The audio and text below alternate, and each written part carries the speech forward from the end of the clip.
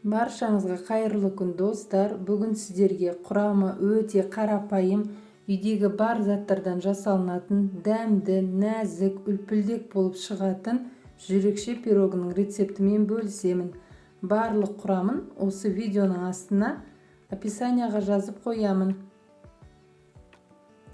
Ең алдымен 3 жұмыртқаның үстіне қант салып миксерлейміз.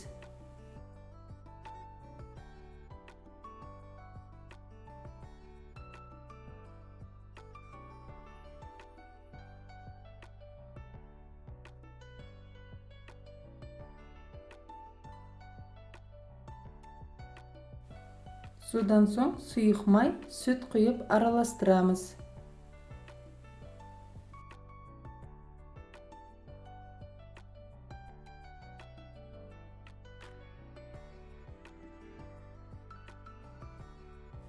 Енді електің ішіндегі ұнға қопсытқыш салып, аз-аздан ұнды електен өткізіп қосамыз.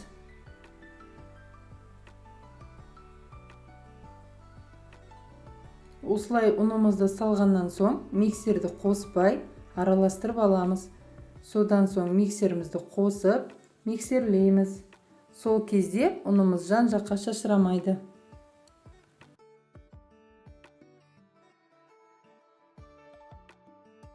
Бізде осындай түйіршіксіз біркелкі сұйық қамыр болуы керек.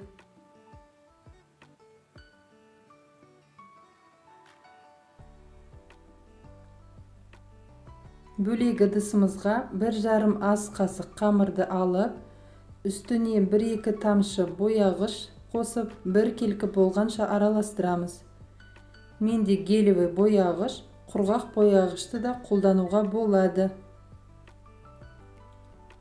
Форманың жанын майлап, сұйық қамырды құямыз. Форманың диаметрі менде 23 см. Бояғыш қосылған қамырды дөңгелек етіп құйып шығамыз.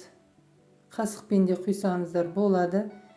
160 градуста қызып тұрған духовкаға 30-40 минут пісіреміз. Осылай шпажканың көмегімен жүрекше жасап аламыз. Әркімнің духовкасы әртүрлі, сондықтан өз духовкаларыңызға қарай пісіріңіздер. Піскенін міндетті түрде ағаш таяқшамен тексереміз. Яғни ағаш таяқшамыз салғанда құрғақ болып шығу керек. Біздің пирог пісті, суыды, енді формадан шешіп, осылай қоямыз. Өте дәмді керемет болып шығады. Жасап көріңіздер. Видеоны соңына дейін көргендеріңізге рахмет. Лайк басып, тіркеліп кетуді ұмытпаңыз.